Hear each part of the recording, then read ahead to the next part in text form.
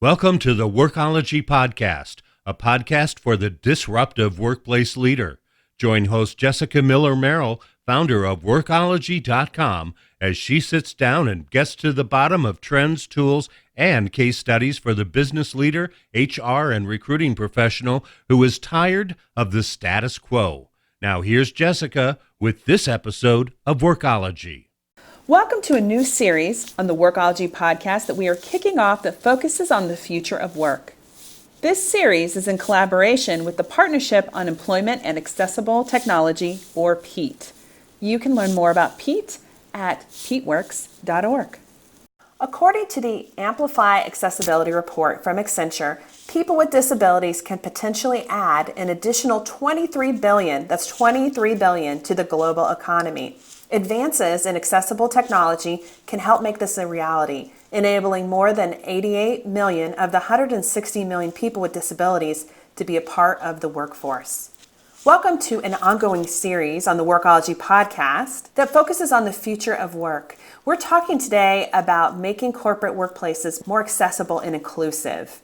This series is in collaboration with the Partnership on Employment and Accessible Technology, or PEAT. And today I'm joined by Dan Ellerman. He's the Inclusion and Diversity Senior Manager at Accenture. Dan, welcome to the Workology podcast. Hi, Jessica. Thanks for having me. Can you talk a little bit about your background and your journey to working in Accenture and working in diversity and inclusion? Sure. So I've recently joined Accenture. It's been about 9 months now. And prior to that, I worked for Northrop Grumman Corporation, which is a U.S.-based defense contractor for the past 16 years. And I kind of fell into HR. A lot of individuals seem to kind of fall into HR or diversity inclusion as a role. But I transitioned probably about 12 years ago now, and doing various assignments within HR and diversity and inclusion. My last role at Northrop Grumman was Director of Diversity and Inclusion, where I was actually privileged to lead our Wounded Warriors program called Operation Impact. And that experience with that program and that organization really grew my passion for veteran and disability inclusion, which I think really kind of launched me to the position that I'm in currently at Accenture, kind of leading our global Persons with Disabilities program. And, I'm very thankful for the tremendous support and guidance I've had from many great leaders and mentors throughout my career. That has opened doors and given me opportunities, sometimes opportunities that I didn't feel like I deserved. But they pushed me and believed in me, and so my professional goal and my personal goal is to open as many doors of opportunity for others as possible.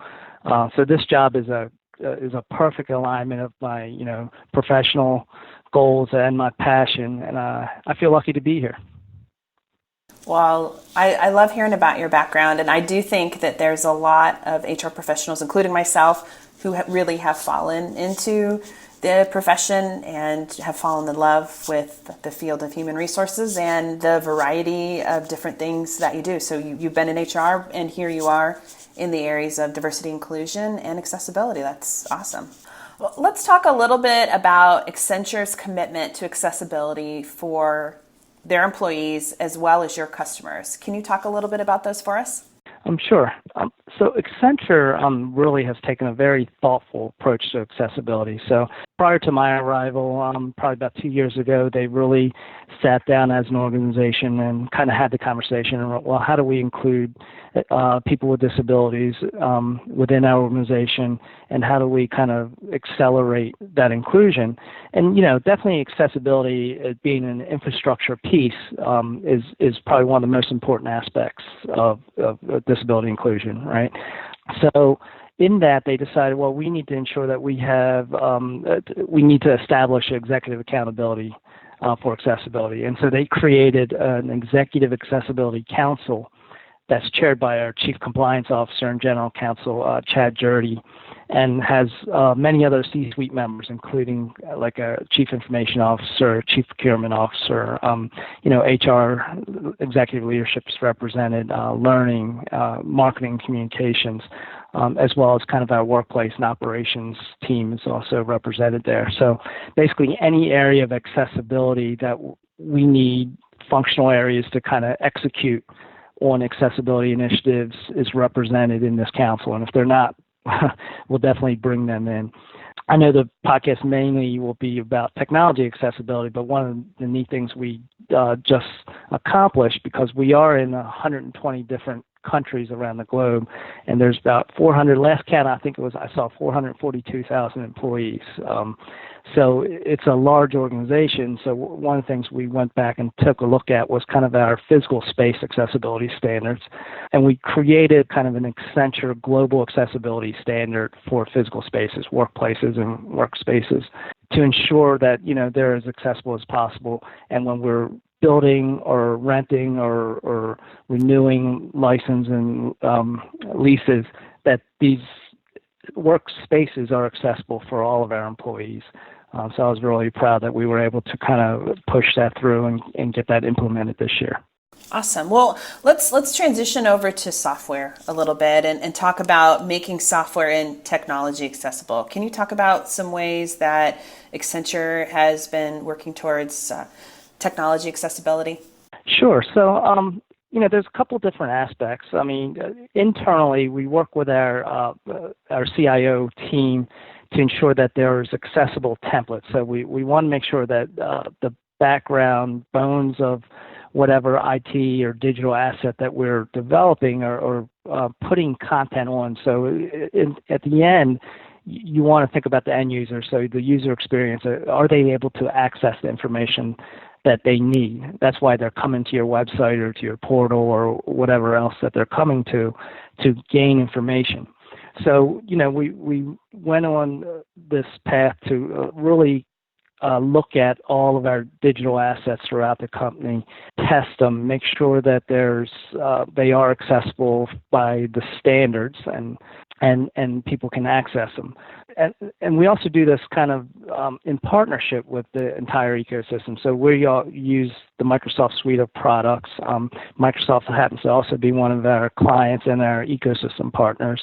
So one of the initiatives we completed recently with Microsoft was to kind of test their new release of Office 365, specifically for accessibility features.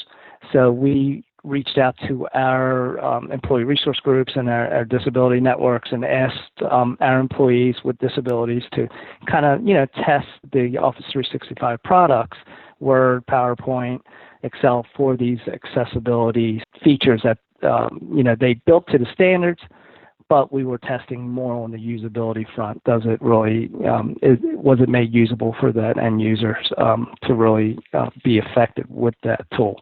So I was, that's just one of the things we do kind of more in the ecosystem realm to ensure that accessibility started out throughout the whole process. Real quick from an specific employee perspective, I recently was able to work with an employee and sit down with her for a little bit. And this employee actually has cerebral palsy, and she actually started just before I did. And so her condition with cerebral palsy, she has some limited mobility, strength, and dexterity issues. So instead of a standard laptop, which can be 5 to 10 pounds, we worked with her and got her like a Microsoft Surface Pro tablet, which it's much easier for her to navigate and maneuver with. And then we noticed that every time she was accessing her work smartphone, she was having difficulty kind of opening it up to unlock it, because you have to type in this 8-digit code. It's got to have uppercase, lowercase, and special characters. And it times out every 10 minutes, so she'd have to re-enter it every 10 minutes. So we were looking at that and thinking, well, what can we do? We actually wound up finding a phone with her that had biometric security features, specifically facial recognition, that allowed her to open the phone without, having to go through, for her, the arduous task of putting in a passcode. This allows her to free up time and effort from constantly trying to open her phone to access emails. That small change is a huge one, because it impacts your life. I mean, being unable to access email is going to really limit your productivity in the workplace. I love that. Yeah. Can we talk about the Web Content Accessibility Guidelines, or WCAG? Can you give us some foundational insights? I hadn't been familiar with the accessibility guidelines for web content until I started working with the folks at PEAT. And I'm just going to assume that many of us who are listening here, this is a new concept. So kind of give us some background information. Sure. So the WCAG, or Web Content Accessibility Guidelines, they were developed by the World Wide Web Consortium, or W3C. And that organization was founded back in 1994, so they've been around for a while. The Web Content Accessibility Guidelines actually came out in 1998, their version 1.0, and then they had an update in 2008. But what W3C is known for is really kind of establishing standards for the internet. You know, a lot of people in the tech world knows about like TCP or IP protocols. That's kind of the work they do. So they tackle the accessibility realm with the WCAG standards. And so if you think about the standards, in the latest release, which most organizations are familiar with, the 2.0, and there is a 2.1 that's released that everyone's waiting for. Last we heard, I think they're looking in June to release the new one. But the current one that most people are familiar with now kind of breaks up has a list of success criteria, and they break it up into four main principles. So basically it's got to be perceivable, operable, understandable, and robust. And perceivable, they're looking at 10 people that without having all their senses that you normally interact with a PC or a website. If you don't have one of the senses around vision or hearing or touch, normally you don't interact through taste and smell, but that'll come later on with virtual reality and augmented reality, I'm sure. But right now, they're the three main senses that you're kind of interacting with digital information. But if you don't have one of those senses, how can you interact with it? So that's the perceivable aspect. How do we interact if we don't have one of those senses? And then the operable is, how do we operate with or interact with a website if the main way right now, most people may interact with a website just by a mouse. But what if I don't have, the ability to use a mouse? Can I use, voice recognition software? Can I use keyboard to navigate a website? Third one, understandable, more on the cognitive level. Is the website easy to read? Is the information presented in a fashion that's logical and very intuitive to follow?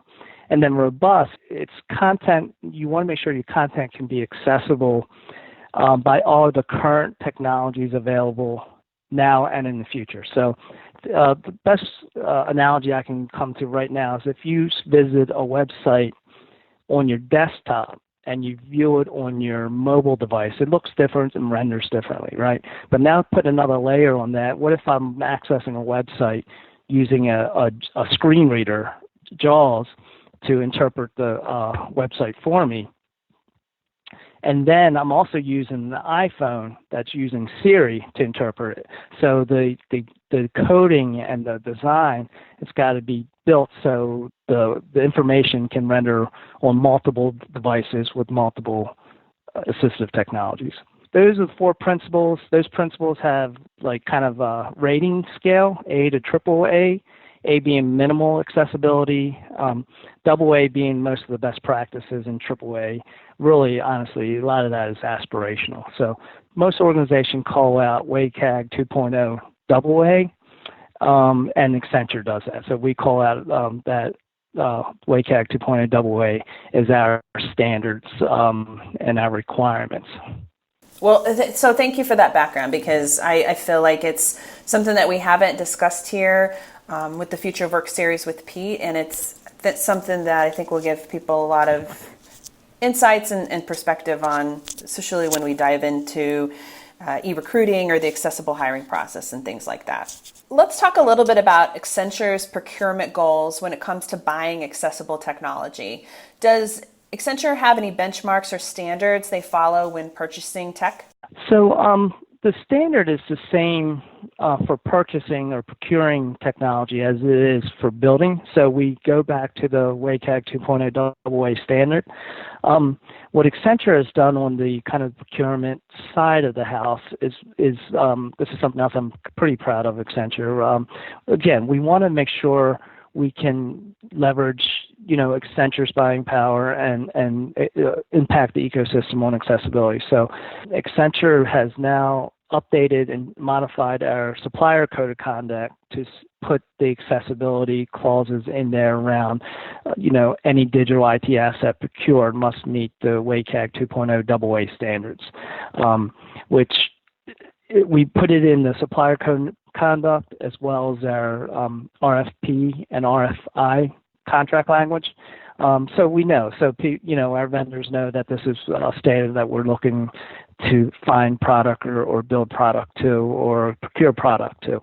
Now, I say that thinking, now everything, not being blind as to think that we're going to get everything that's going to meet those criteria, because quite frankly, there's a lot of areas that the vendors may have not even thought about accessibility or even know what WCAG 2.0 is.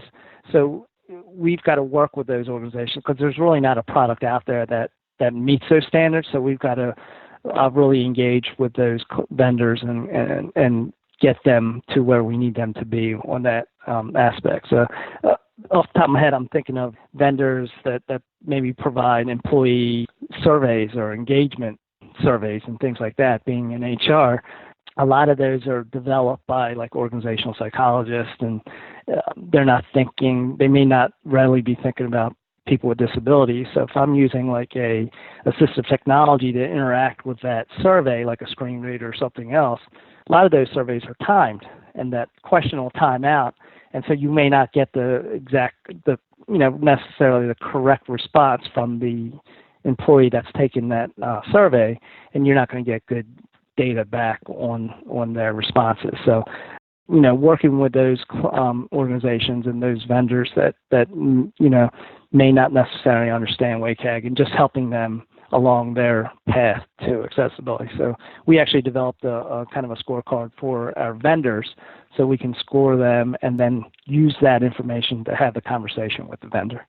I love that. And it's something that we have been talking about in my conversations with other podcast interviews. I talked with Sassy Outwater, and she actually went through a purchase process for a payroll processing software. And after they signed the contract and she was going to be the one processing the payroll, she realized and learned that it wasn't accessible for her to be able to process the software, even though that they were told that it was. And I think that sometimes we don't fully understand all the accessibility needs, and I definitely think a scorecard would be helpful or some sort of checklist for folks to be asking when they're thinking about the technology that they're looking to bring either internally or externally. Let's take a bit of a reset. This is Jessica Miller-Merrill, and you're listening to the WORKOLOGY podcast in partnership with PEAT. Today we're talking with Dan Ellerman. We're talking about making corporate workplace more accessible and inclusive. The WORKOLOGY Podcast Future of Work series is supported by PEAT, the Partnership on Employment and Accessible Technology. PEAT's initiative is to foster collaboration and action around accessible technology in the workplace.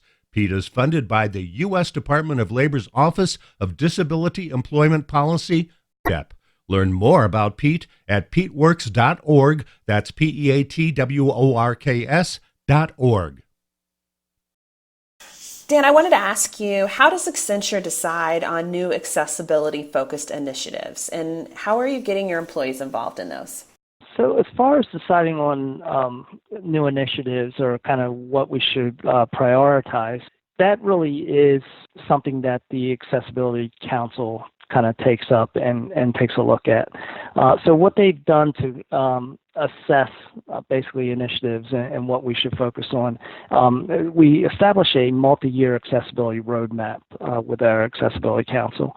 So we're trying to just doing the initial phase of all the data capturing, of figuring out what are all the assets that we have that we want to be, make sure that they are compliant or meet an accessibility standard that we have set, to gather that data.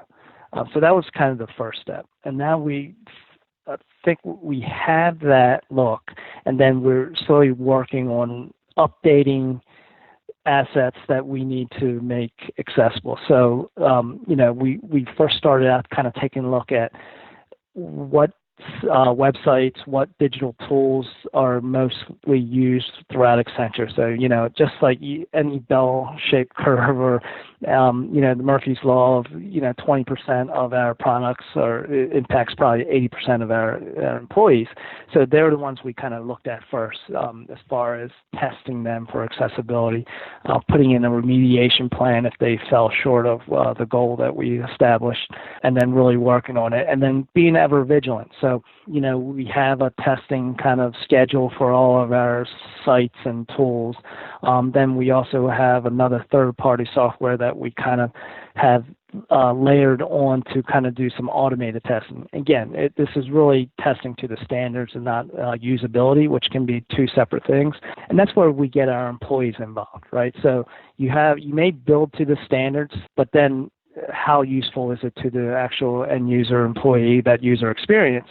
So we involved a lot of our own employees with disabilities to be that end user tester. So, for instance, we have just revamped our accessibility website internally, where we have going to have a lot of information for employees as well as for business development, for developers. So we had one of our employees with a visual impairment kind of go through that site to test it and make sure it was accessible by people that had visual impairment. So, we try to integrate and educate that way through all of our networks. So not only do we have an disability employee network, but we also have a mental health allies program, a disability champions network at Accenture. So we have a lot of people and employees that are very passionate about disability inclusion, that are willing to kind of help us ensure that everything is in good working order for people with disabilities. And if you think about it, I mean, it's in their best interest, right? They want to make sure that they can be effective and efficient at their jobs. So if they can be on the ground floor of helping us in the design process. In your last podcast, I loved one of the quotes your previous guests talked about is, think about designing and developing tools and resources that are born accessible instead of having to try to remediate it later in the process. So that's what we are trying to do in Accenture. I love that you guys are focused on that. And as I'm having more conversations with technology companies on this topic and organizations and professionals like you, I'm hearing about a lot of the challenges of accessibility, where after the fact we're trying to make something accessible, or we're trying to build into that accessibility component, and it is extremely time consuming and can also be very expensive to sort of redevelop and recode and reprogram a piece of technology. Yeah, that's very true. People forget that is, if you can go in thinking about accessibility, the cost of remediation is so much more, and I can't recall the figure off the top of my head right now, but it's an exponential percentage to remediate versus to create accessible. So it's a good point to remember. Yeah, absolutely. Your work at Accenture isn't just employee facing. I know we talked about the council and how you get employees involved, and I think that those things are amazing. Let's go ahead and also talk about some of the technology that you guys have developed for your clients and in the consumer marketplace. And one of them that we talked about when we were kind of prepping for this podcast is some really cool Internet of Things technology that you guys have put together. Can you talk about those a little bit for me? Sure. So I think what's most well known and out there in the public space right now is a couple of innovations that we have through our partnership with Tech for Good and our innovation lab in India. So specifically, we have a product called Drishti, which means sight in Hindi, and it's like an augmented sight type of tool. You can pair it with a wearable, like some smart glasses. And what that does, it allows an individual with vision impairments, be it blind or low vision, what it does is takes a snapshot of the area around them, or if they're in a meeting, of the people in the room, and it will provide them feedback on what they're actually kind of facing or focusing on, whether it's people, whether it's some sort of land formation, desk or office space, and kind of explain that layout to them, so they kind of get a little bit of a situational awareness piece of it. So that's kind of one of them. The other one was Devani, which means hearing, and that's a real-time AI-powered speech-to-text and text-to-speech, and that was created for one of our employees in the Philippines. We hired this woman in the Philippines who was deaf, and she was working with a team. And, we were trying to figure out a better way for her to interact and engage and collaborate with her team members. So our labs went to work and on this Devani application so she could interact through AI-powered speech-to-text and text-to-speech. She was able to collaborate. We were able to put it on our Skype conferencing tool, so she could do teleconference calls and web calls, as well as interact with her team. And I think the best thing that came out of that was the team actually kind of came together and decided to also learn sign language. So the whole team of 10 learned sign language to even try to include her more into the team, to break down any of those communication barriers that they may have had. So that's I think a great story. Another really cool project we worked on with the National Theatre in London was this project around open access captioning. And so basically, if you're a person with a hearing disability, you can only go to certain shows that the theater may put on, and they drop down a screen from the ceiling, and the captions are above the actors. So like half the time you're just reading the captions and not really seeing what the actors are doing because you're trying to read the captions and following the story.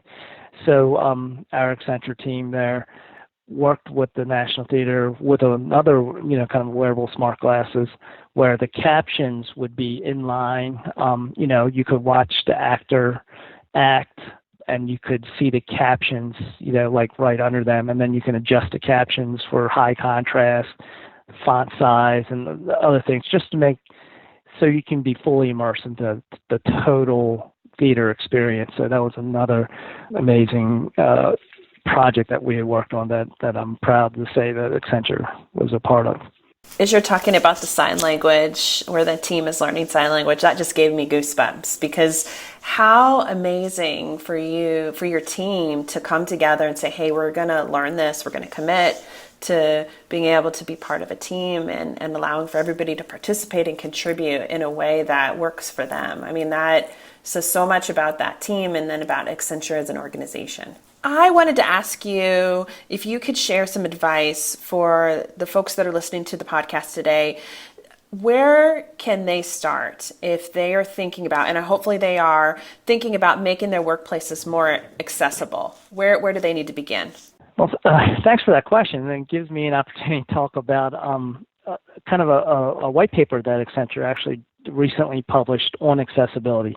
So anyone can kind of Google Amplify Accessibility Accenture, and it will come up with our white paper on it. And our team, our CMT team, did a fantastic job of providing an overview of the importance and impact that accessibility has on an organization. They specifically come up with 4 key recommendations. First one being understand the implication of accessibility, and they give them that information in that white paper about designing accessibility into your business, transforming your design and development process, and lastly, building an ecosystem of accessibility. So I strongly urge and recommend listeners to kind of go and check that white paper out. If you're the person that's responsible for bringing accessibility to your organization or championing that cause within your organization. I would also add that you probably need to build some allies and leadership and across functions. You need a groundswell of people from all aspects of the company talking about accessibility in all the various terminology that is relevant to the company. So in terms of employees, in terms of clients and customers, in terms of business implications through new innovation. Those kind of conversations with accessibility and inclusive design and human-centered design have to, be the commonplace throughout your organization. We really need to get everyone to understand that accessibility should have the same priority as we put on security, right? So when we talk about cybersecurity, no one thinks twice or blinks an eye when it's about a product that we have to build security into, from the beginning, and it's got to be the most secure product available when we build it, right? And we build it with the most stringent security protections. We need that same mindset when it comes to accessibility. I was just reading I found the white paper, so I was kind of like looking at it while you were talking, thinking, oh, this is great. So I will link to that in the podcast transcript that we put on the Workology site too, as a side. Great. Dan, thank you so much for joining us today. Where can people go to learn or to connect more with you, and then also where can they go to learn more about accessibility and inclusive and diversity hiring at Accenture? Well, as far as Accenture is concerned, you can definitely go to our website and go to our I&D space and enablement. So our Persons with Disabilities program, we call it, have branded it internally as enablement, and you can kind of go and take a look at the different offerings that we do for our employees and kind of our focus in the community around persons with disabilities. I definitely kind of recommend people take a look at our corporate site on persons with disabilities. Myself, you can find me on LinkedIn. That's basically where my professional profile lives and sits, and I do my best to respond to all messages. If you put in, that you heard me on the podcast, I'll try to bring you up on the priority list of responses, and just mention the Workology podcast, and I'll definitely get back to you. Awesome. Well, I will link to the Accenture enablement website, and then also to the white paper on amplifying accessibility that Dan mentioned.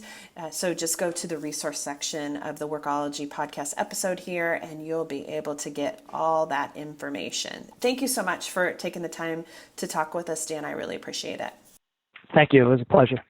I love Accenture's commitment to accessibility for their employees as well as their customers and clients. Their Executive Accessibility Council really helps set the standard for the rest of the organization. It really helps to organize and focus the larger efforts of the company so that people understand the expectations and the company's commitment in this area. Thank you for joining the Workology podcast, a podcast for the disruptive workplace leader who's tired of the status quo. This is Jessica Miller-Merrill. Until next time, you can visit workology.com to listen to all our previous podcast episodes. Production services for the Workology podcast with Jessica Miller-Merrill provided by TotalPicture.com.